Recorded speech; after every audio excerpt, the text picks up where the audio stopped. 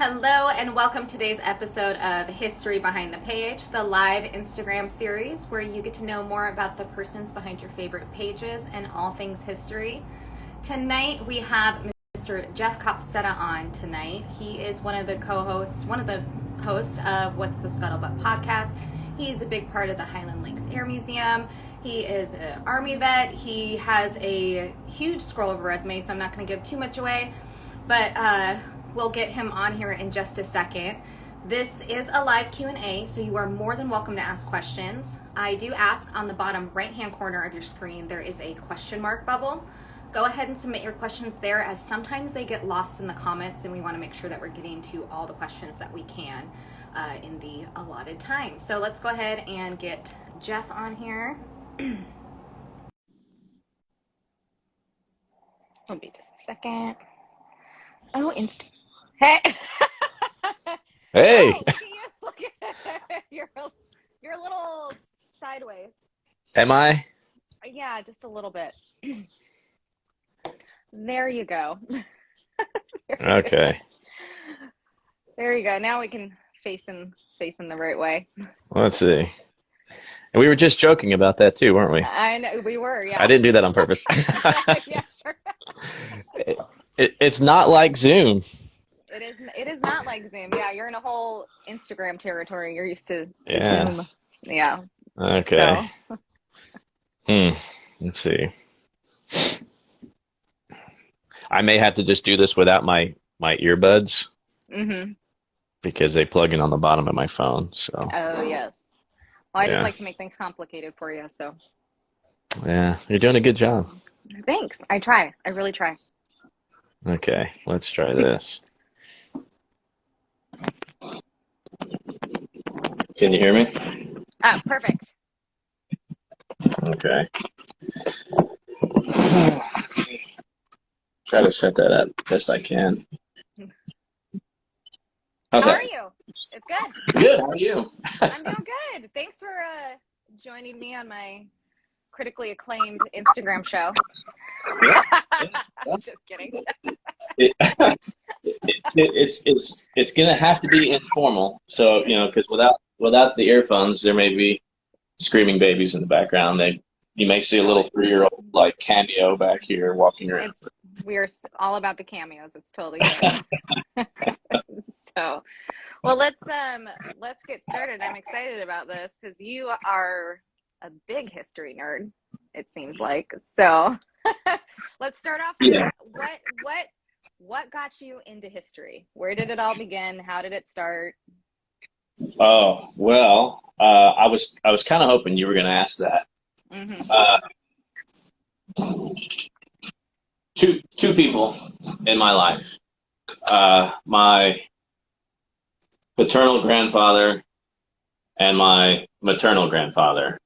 And this one really, I think, is where it started. I was about 4 years old, and when my pop-pop would babysit me, he really enjoyed the Victory at Sea soundtrack from the old TV show. Used to kind of come on in the 50s, but it had an amazing, NBC Symphony Orchestra did an amazing soundtrack. If there is ever music that just says this is World War II at sea, that's it. So he would put this record on the record player, and I'd have my little toy rifle, and my little Springfield rifle, and he'd march me around the living room. And that's probably the earliest memory I had to say, you know what, this is a part of my life. And I think from then on, I knew I was going to serve in the military. And I don't know, it just kind of kept morphing throughout my life. It just kind of kept growing, and World War II just became more and more special to me. Mm-hmm. And here we are. I never really grew out of it. Yeah. So growing up, did your grandfathers talk about the war? Did they tell you stories? Did they share anything with you? Well, unfortunately, the one that kind of got me started passed away right before I turned 5. Wow. But the Marine, my dad's dad, he came in right after the war. Mm-hmm. He joined the Marines, I think, in like 46, was part of the occupation force on Guam. So no real war stories there. Yeah. But he was a big antique collector, and he did his shopping at garage sales and finding deals, and wheeling and dealing like antique collectors do. He had a pretty good size estate. So anytime he saw World War II helmets or musette bags or canteens or whatever, he would pick them up for me. So he was instrumental in that, and then of course being able to go to air shows, and he would bring one of his old cars. He had a lot of cars that dated from the 20s and 30s and into the 40s. So being able to go to air shows with him, like in the rumble seat, for example, was always was really cool. So it really definitely started there. But I did have I had a neighbor so I grew up in Jersey. I spent the first 16 years of my life there before we moved to Texas with my parents. But there was an old Marine right around the block from me. Used to walk past his house twice a day, walking to middle school. And he was a Marine in World War II, and boy, did he have stories. And he almost kind of became like an adopted grandfather to me. It was really special to hear some of those stories. And looking back, I know it must have been very special for him to have a 11, 12, 13-year-old kid, being able to have a conversation about Guadalcanal or Tulagi, things like that. I'm sure. Yeah. Really thought that was really cool. So, and he used to tell my parents all the time, like, your son knows more about this place than I do. And I was there. Yeah. So. Yeah.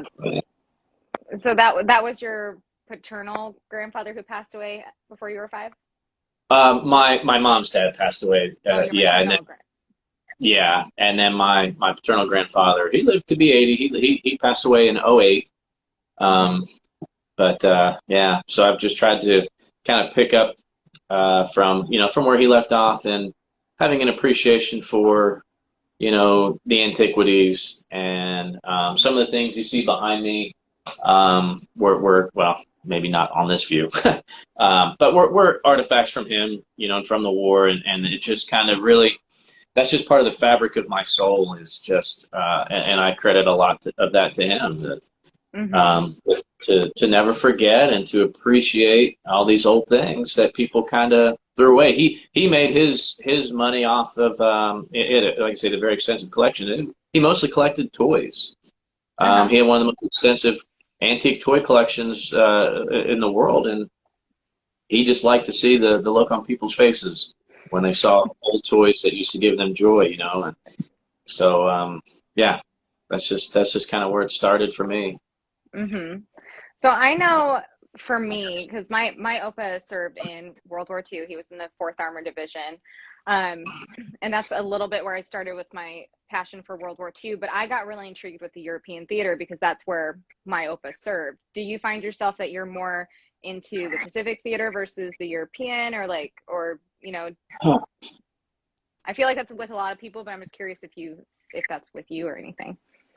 Yeah, so I think I always kind of had a fair balance. Even as a kid, it was definitely the Pacific, as far as like carrier warfare, the island campaigns, things like that was really neat. But then also, I just love B-17s, the air war in Europe. Growing up, getting to meet the pilot of the Memphis Belle and kind of going behind the ropes to see the real Memphis Belle aircraft when it was still in Memphis, because of hey, this kid kind of knows some stuff. We'll let him come touch it, kind of thing.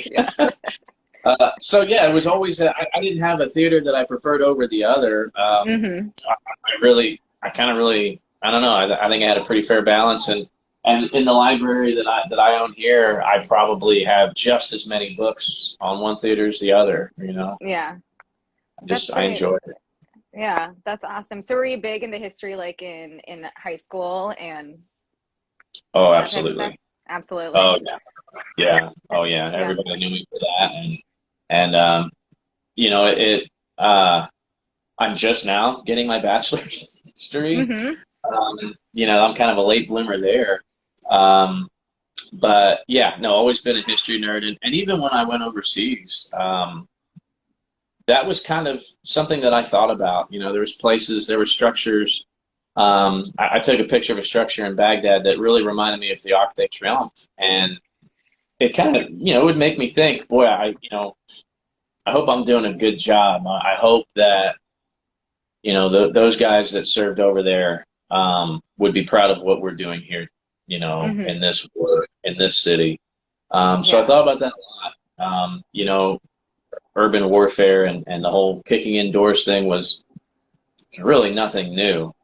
There was an awful lot of that had to happen in the Second World War. So, I always kind of kept that real close in my mind.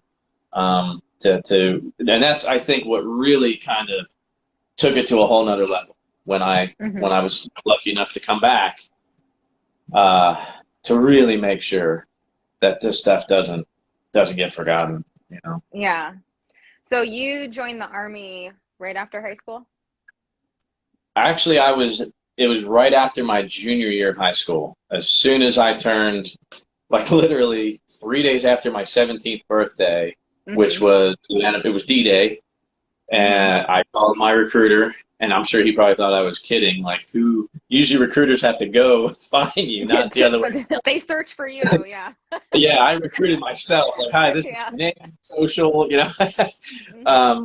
But yeah, so I knew I wanted to join the Army and signed my contract right before my senior year. So that was kind of a neat way to do it. It's called a delayed entry program. So my entire senior year counted towards my initial 8-year commitment.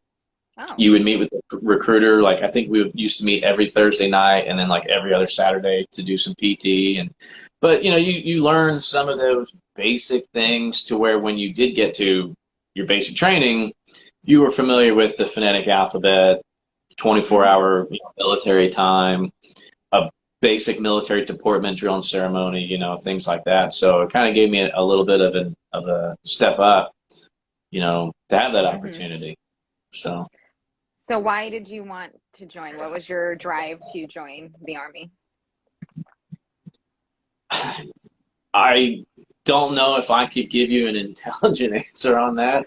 It was just what I was supposed to do. There was never like, gee, I think I want to join the military.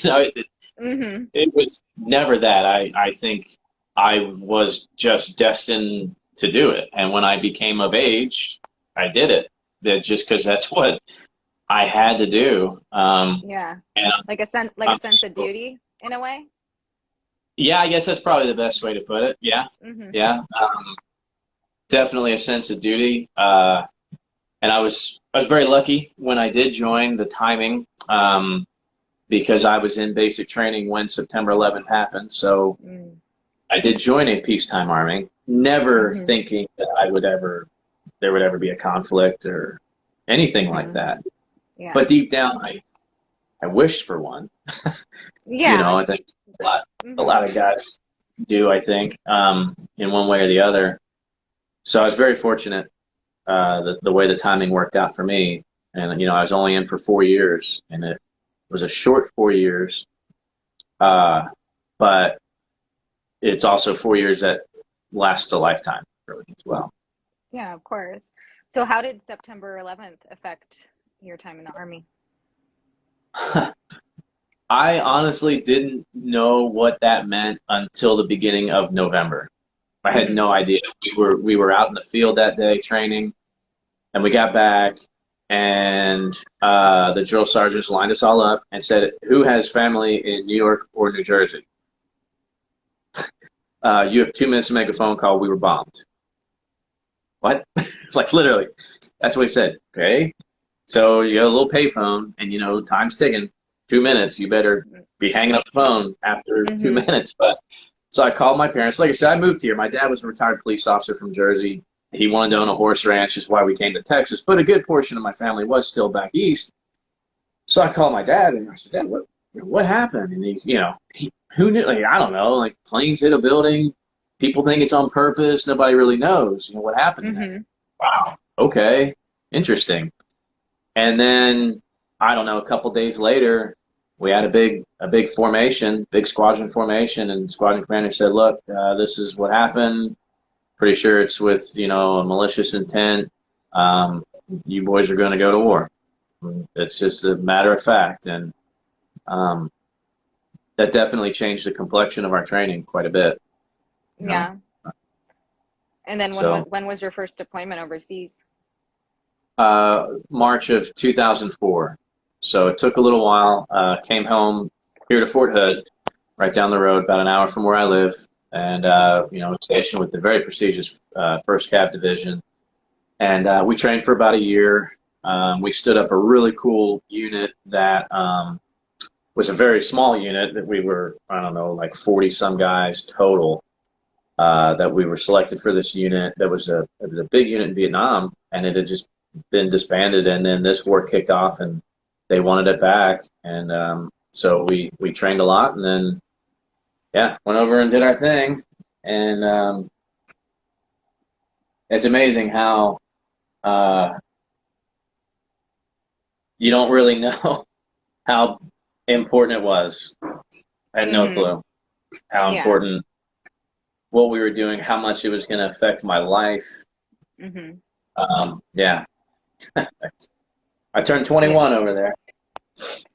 And, you think back, wow, you're just a bunch of dumb kids with $1 million worth of sensitive items trying to not die.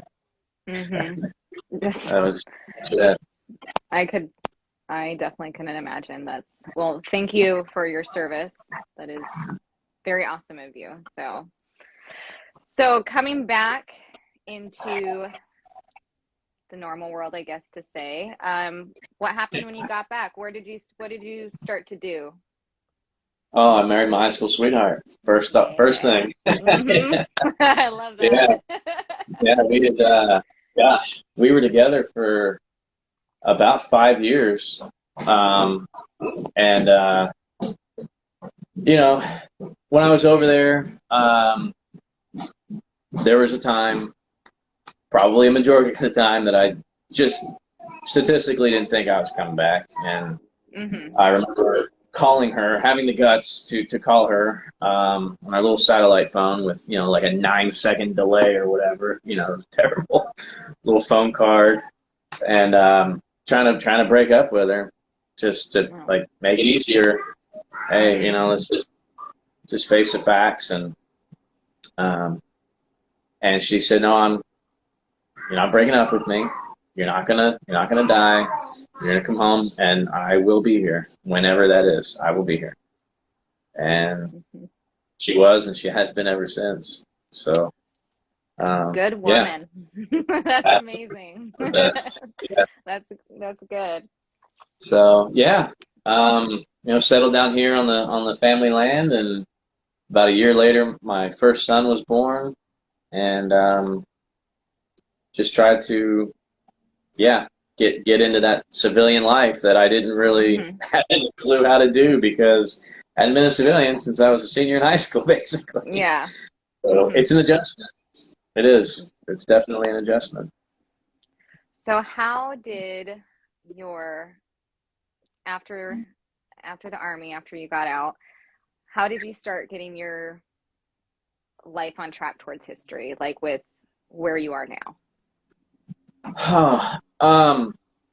Well, I was always reading and always will be reading. I bet you I read 50-some books when I was in Iraq. So that part never left. But it wasn't really my profession until maybe 6-7 years ago. I bounced around a little bit when I got back, didn't quite know what I wanted to do. Never thought I was going to get out of the Army. That was the first part of my plan, that, wow, okay, I'm a little banged up and my body can't do it, and too proud to admit that. Bounced around a little bit, but found a great position as a park ranger. We're in a really cool area. Yeah, we're in a really cool area. So I was a ranger here at one of the big lakes, and I was also a wildland firefighter. Did that. That kind of took me all over Texas, being a state certified, wildland fire. And then I did that for about 9 years, and then that's when the opportunity at National Museum of the Pacific War came up, I was down there volunteering, just wanted to reenact and just have some fun, just do World War II stuff. And it wasn't, I don't know, 3 weeks after I was down there volunteering that they brought me on part-time because it was a big transition time down there. They were rebuilding this new combat zone and all this stuff was going on. And the guy that was the living history director at the time he knew it was time for him to move on. He'd been there for a long time, and I don't think he ever thought he would find a replacement. And I was like right place, right time kind of thing. So that's when history really became my profession. That's when I've had these opportunities to work with some incredible reenactors, and that's what prompted the first movie that I did, was being able to shoot a movie down there. And yeah, I guess the rest is, like they say, history. Just kind of, everything's just kind of dominoed from there. What's the Scuttlebutt, and everything else, and the museum that we have here, and you've mentioned, the Highland Lakes Air Museum, was just a little hometown museum at an airport, part of the CAF squadron, but they wanted me to come on and be the museum director. Of course, that's volunteer status, and that's when I had to do some hard thinking. Working at the Pacific War Museum was great, but I was driving 150 miles a day to do it. Ooh. Yes. One way or round trip? Round trip. Oh. Round trip. Still. Oh my gosh.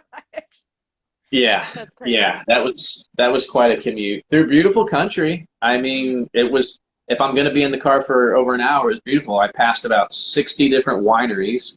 I mean, it's beautiful country. It's not like I'm stuck in traffic.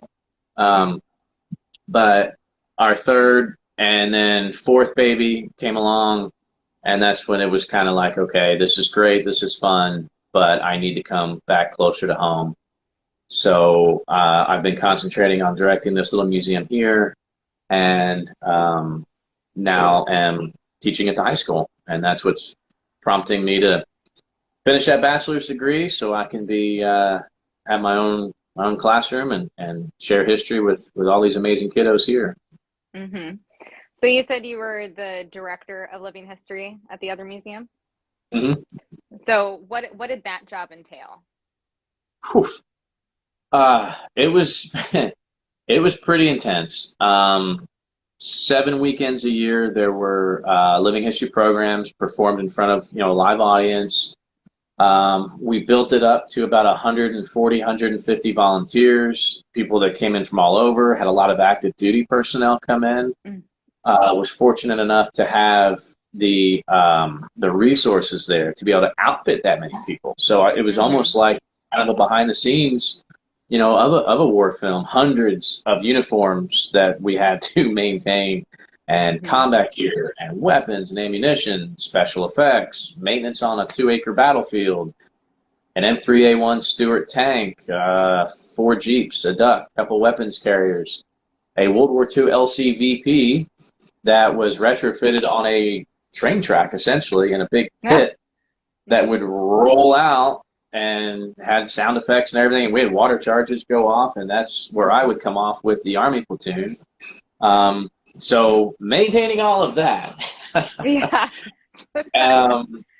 And then deploying to air shows in Texas and other living history events, and high schools doing a lot of history fairs, and it was a lot. Yeah, sounds like it. So it's because in Oregon, there's no living history stuff here. People don't do that here. It's not an Oregonian thing for many reasons. But so is Texas, is that like a really rich history, like area, as in like the living history, the history fairs? It seems like it's just all of Texas kind of like that. Absolutely. Yeah. Texas is big. It's big on history. Of course, Texas in itself being its own independent nation once upon a time, there's a lot of that type of, your Texas independence history. And of course, I'm an hour and a half from the Alamo. So there's a lot of that Western culture. But, Texas itself had a huge role, especially in the Second World War. Texas, I mean, if you look at some of the maps of the training bases and the airfields and the manufacturing plants, the port, I mean, there's over 600 miles of Gulf that's along Texas. So that's, half of the East Coast, in size. So it's such a vast area. It's very, especially in this little town that I live in here, history is such a huge part of it. Museums are a big thing, keeping history alive, no matter what period, from, early Texas settlements. And you would probably appreciate this. There's a lot of German influence here. The big German influx from the mid-19th century. So a lot of these towns around here, the historic town squares were built by German masons in the 1800s. So, yeah, it's a very, very history-rich area, but very rich in the effort to help keep it alive as well. Absolutely. Yeah. That's really, really amazing. I, again, wish that we had that stuff out here in Oregon, but it's just just not a thing out here. If somebody wanted to get into living history, what is advice you would give them to start off if they wanted to do it? Start saving your money. It's a very expensive hobby. Very expensive hobby. I guess you gotta do it for the right reason. It's cool to run around and play Band of Brothers and stuff like that, but that's not what it's about. And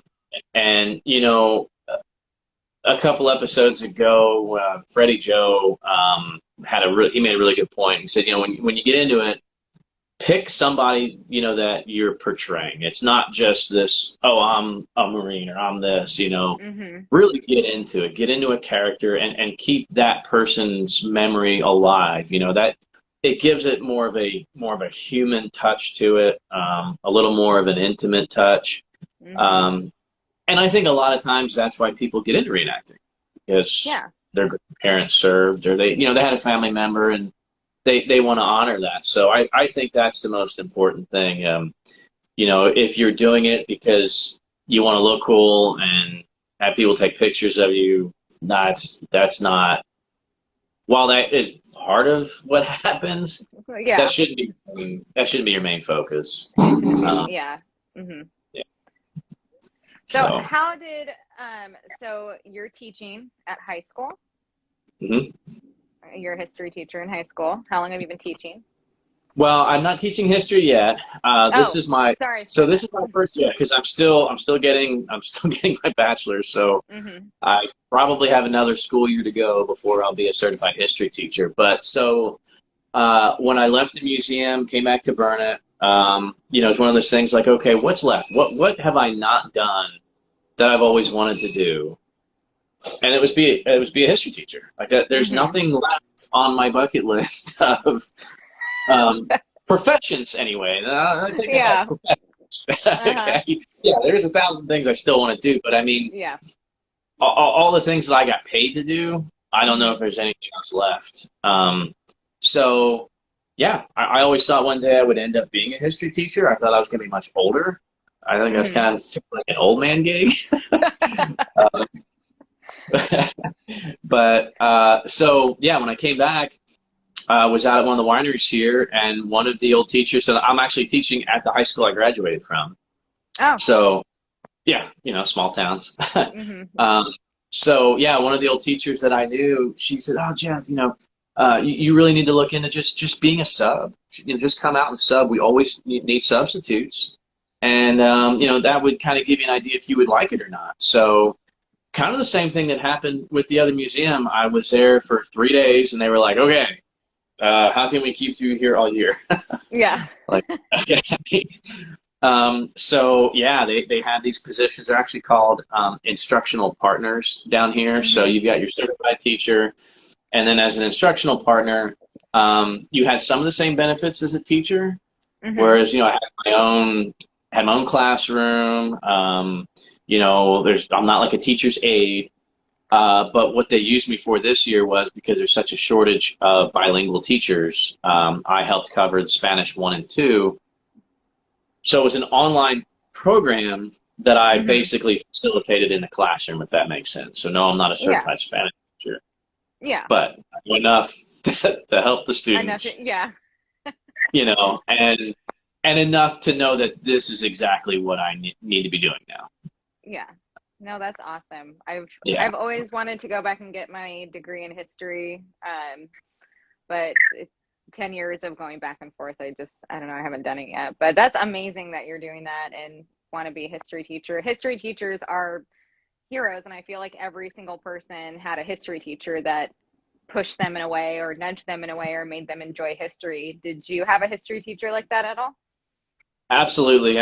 Not just a history teacher, but actually he taught English for me my junior year, but he is in the history department now, and he has been for quite some time. So unfortunately, I didn't know him as a history teacher. I knew him as an English teacher, but you knew that history was in his soul. And absolutely, he was definitely one of those teachers that I look back on, and I can't believe I work next to him now. It's like creepy, It's so cool.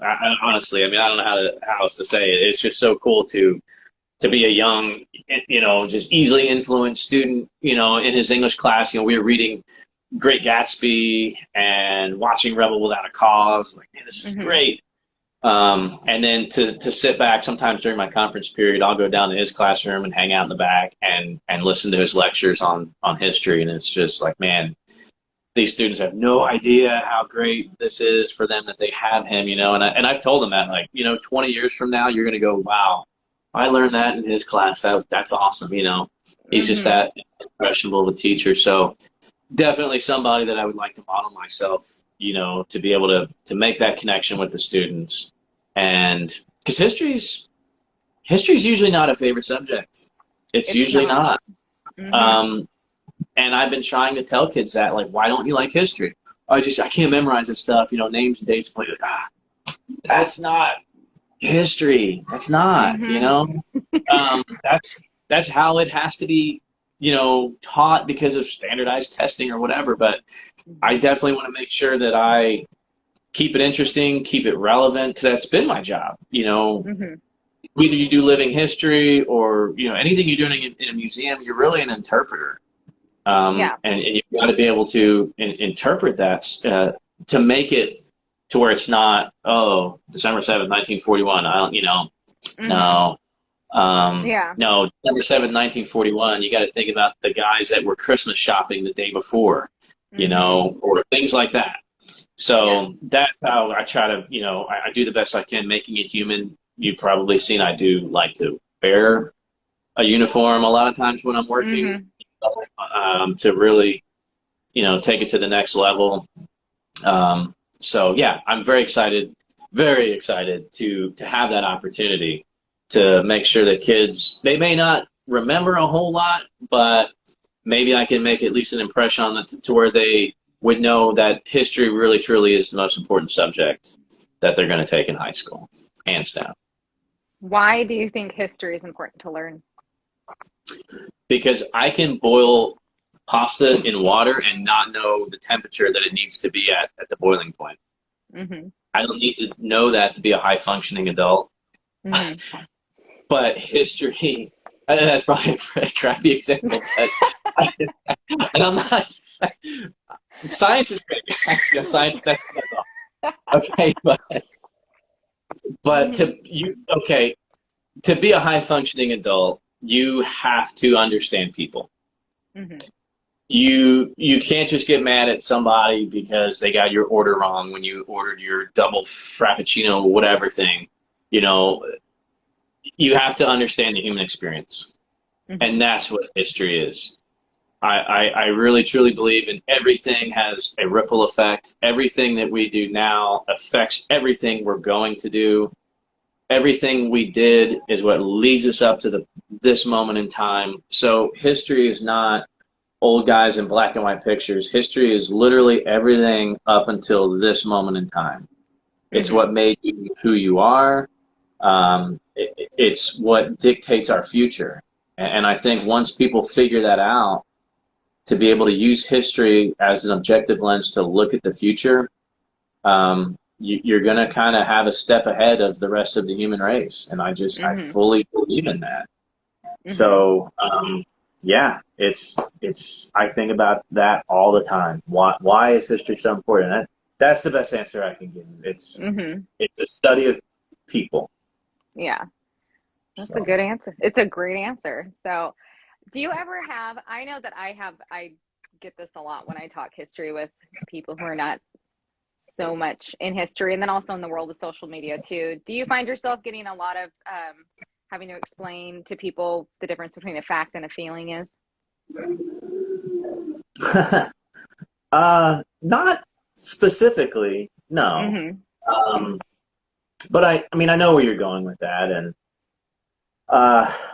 I have certainly learned that it seems like the more you think you know, the less you actually know.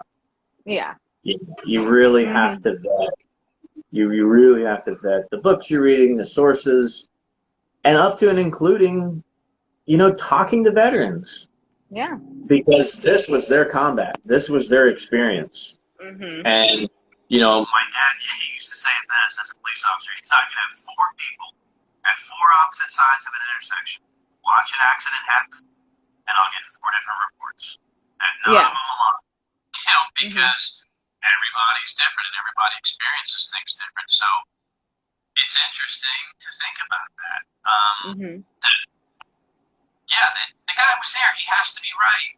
But, how he experienced it, how he remembers it, how he tells it, and then how you as the receiver are interpreting that message, there's a breakdown. There's just bound to be.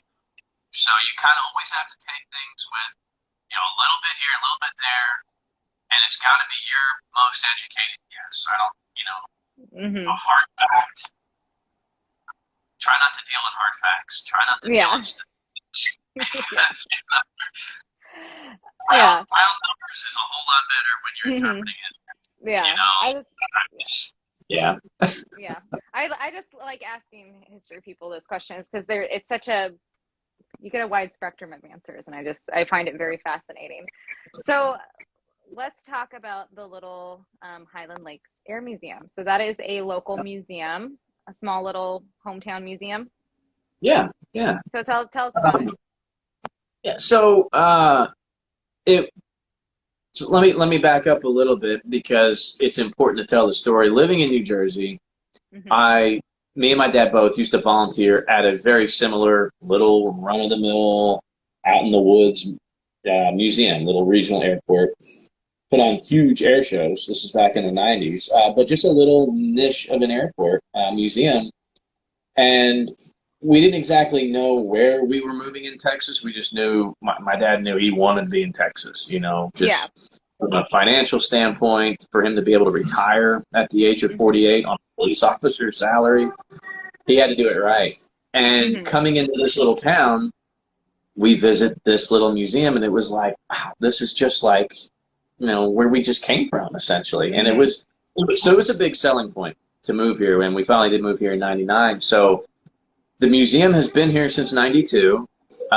It is one of the squadrons of the Commemorative Air Force. So the Commemorative Air Force now, I think, has over 150 squadrons nationwide, and they're branching off into other countries. So the history of the CAF is very rich. Goes back to Second World War pilots. They're the ones who started the CAF in the 50s.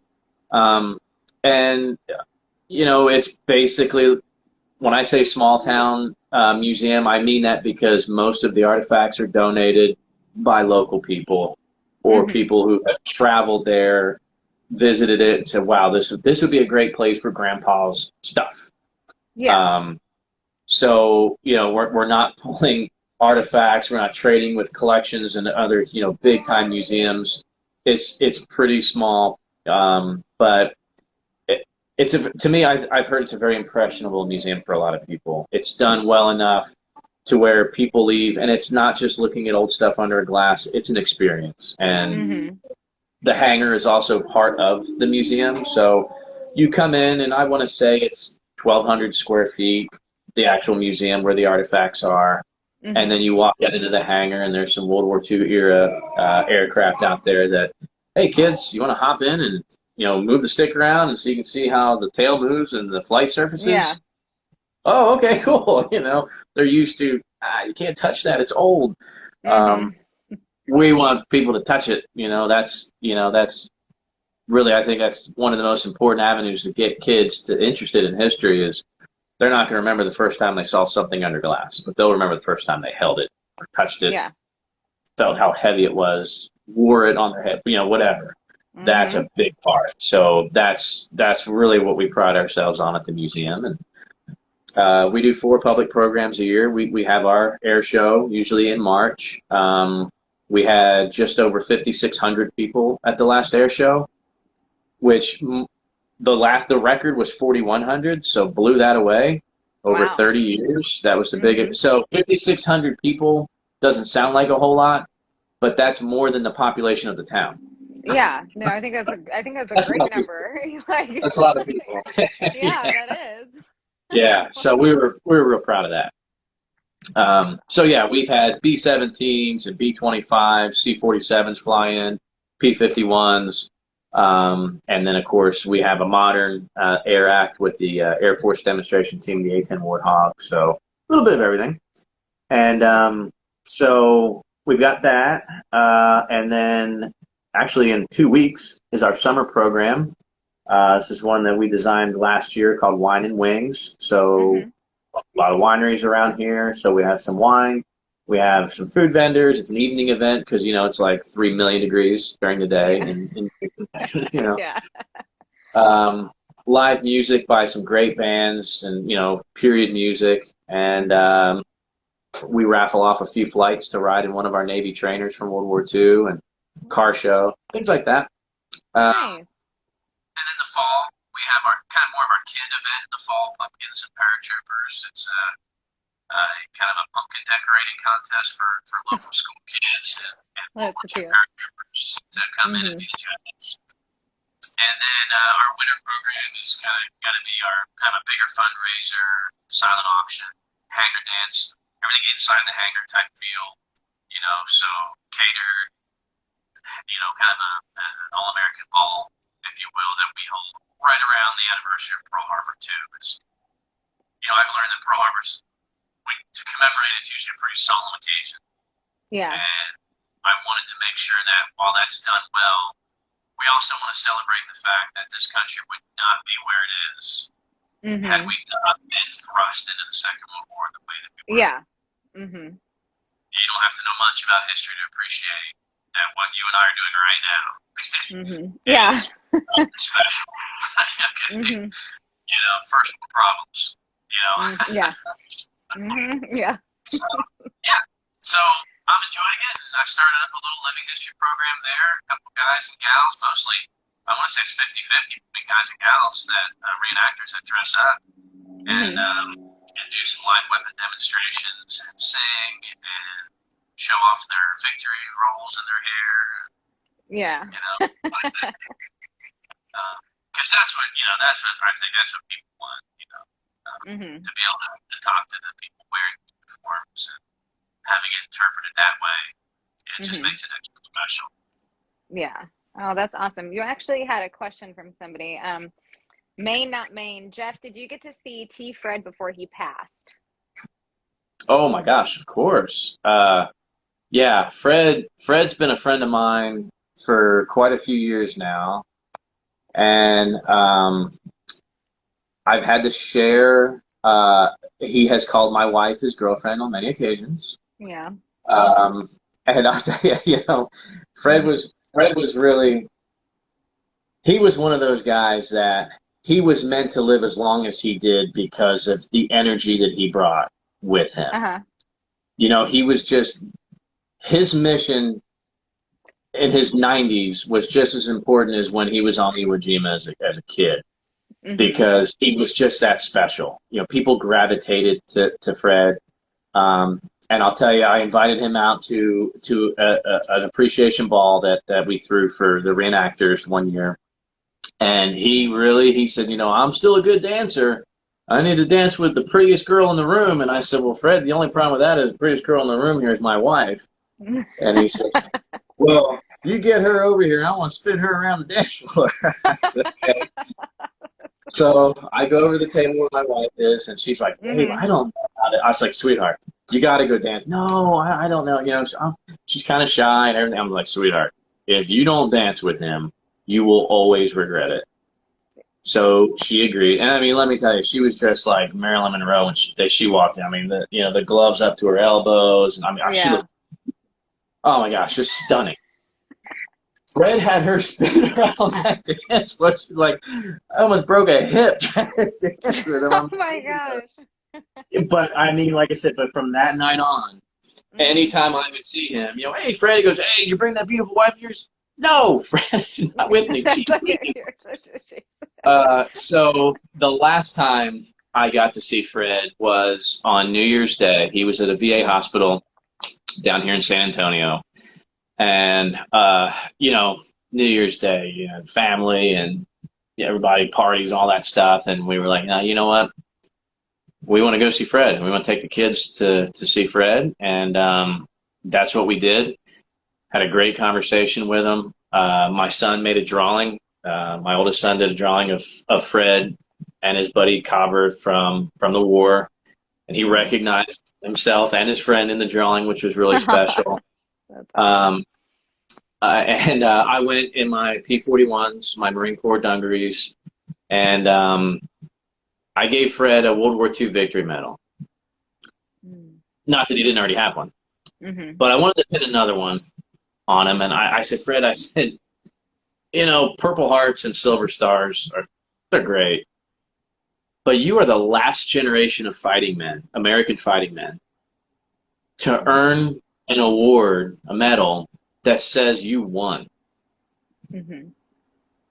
And, that's something.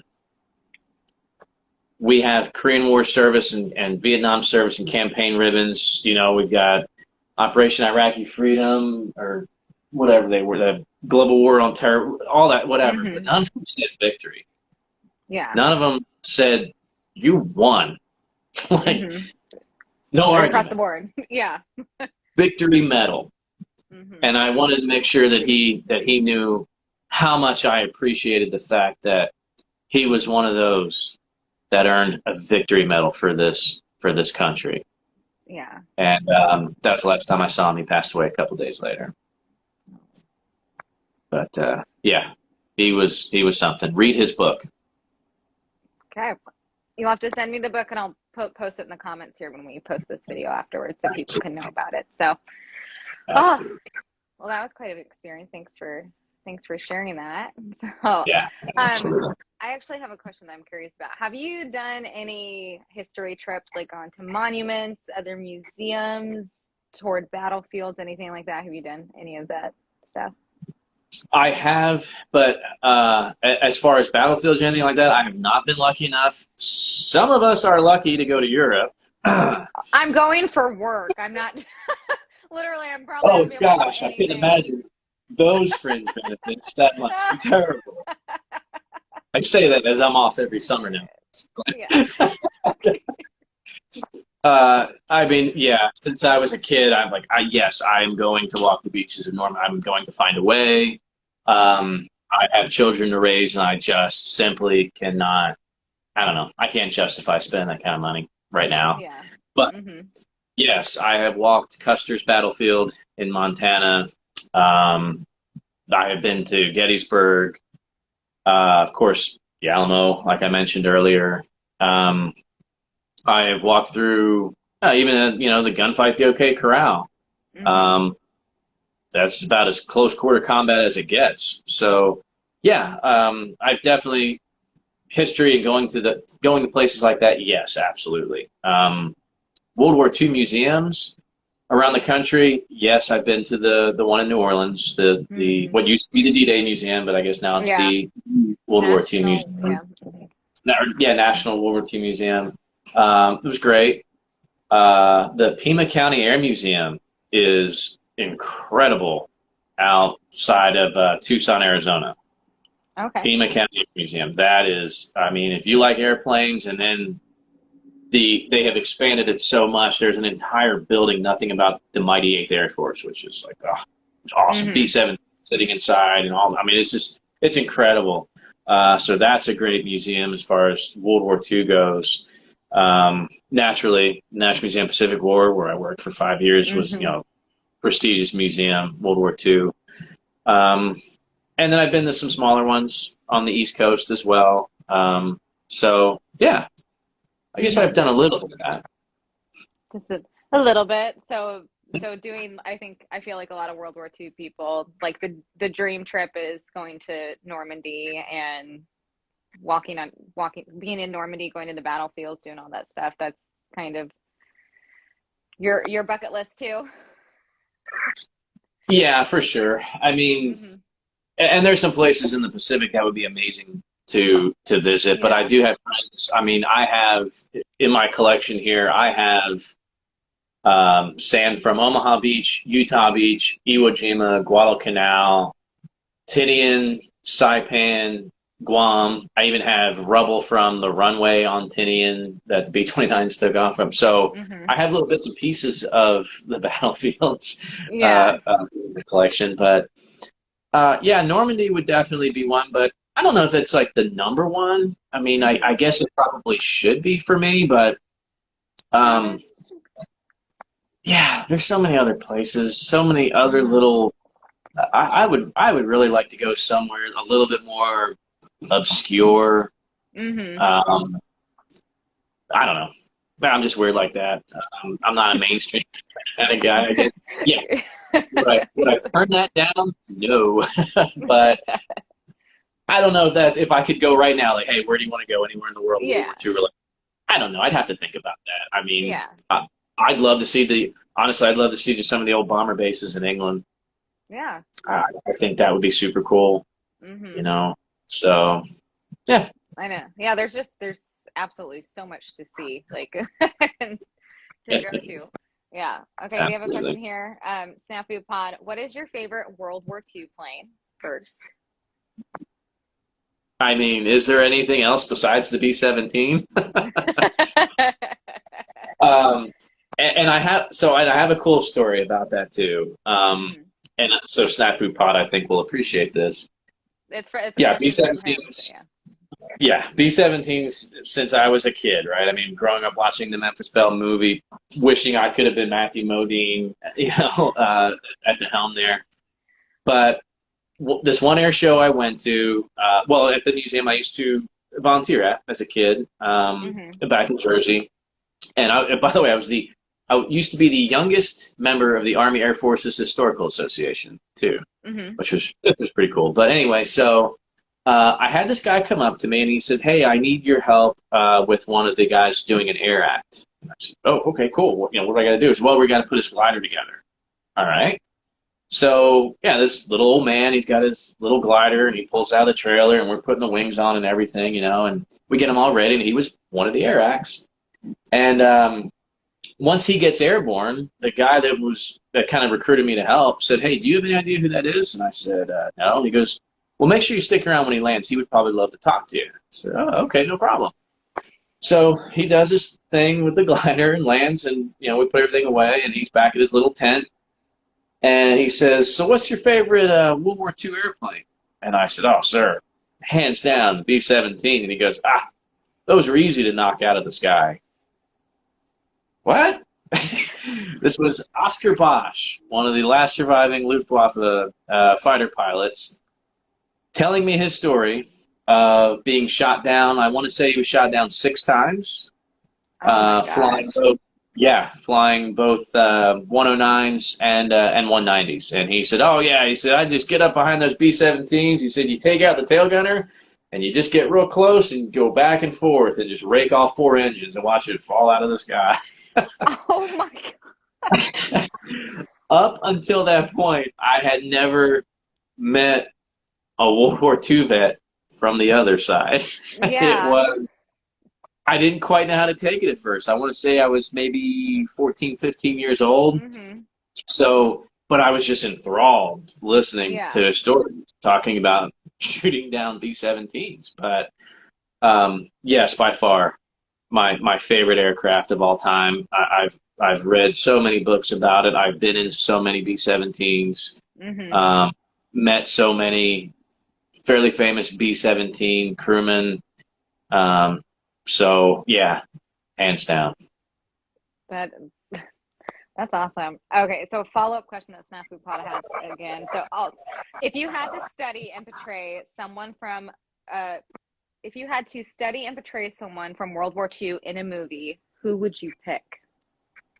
Oh, that's easy. Somebody that nobody really knows. Yeah. Jeez. I would go with the bombardier of the Memphis Belle, Vince Evans. Yeah. He has a really cool personal story. And for Hollywood, there's a lot of entertainment there because the guy was a bit of a ladies' man and actually I think was simultaneously married to 2 women at the same time. Oh, really?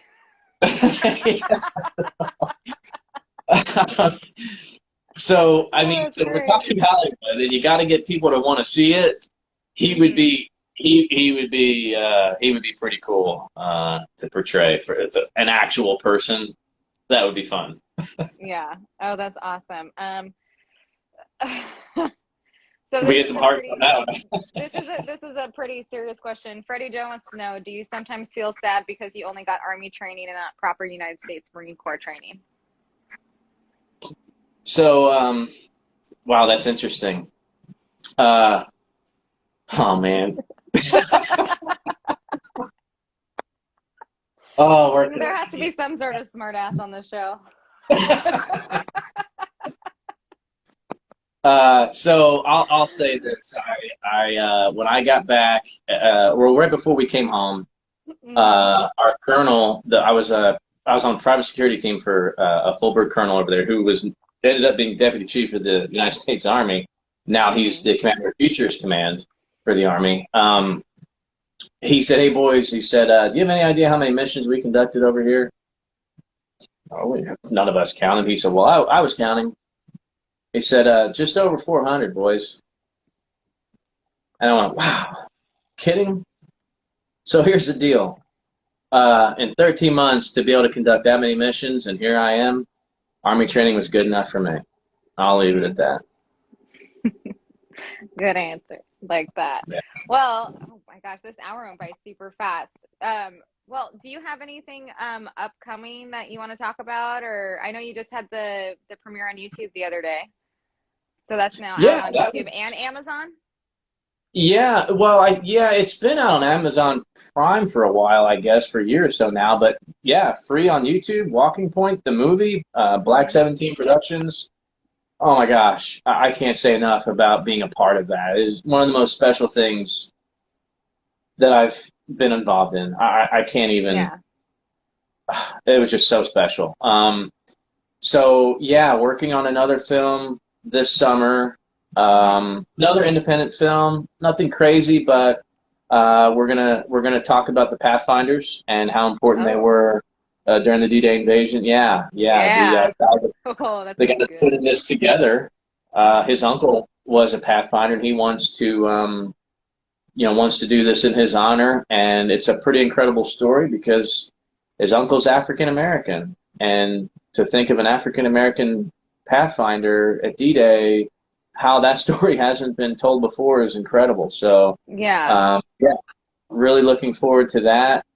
And then anything else I can get involved in, really. I know a little bit about, to me, the most important events of this great country. So anywhere that I can help that's what I want to do, because I know more than most about how important it is to keep these guys' memories alive. Yeah.